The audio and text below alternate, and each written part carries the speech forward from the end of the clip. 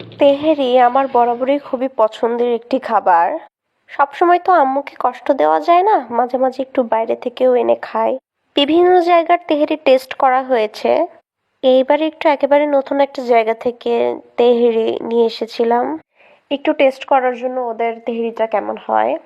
ওদের তেহেরিটাতে মাংসের কোয়ালিটি অনেক ভালো ছিল, খুবই ভালো মানের মাংস দিয়েছিল আর অনেক পরিমাণে মাংস দিয়ে আপনাদের দেখানো উচিত ছিল যে কতটা মাংস ছিল।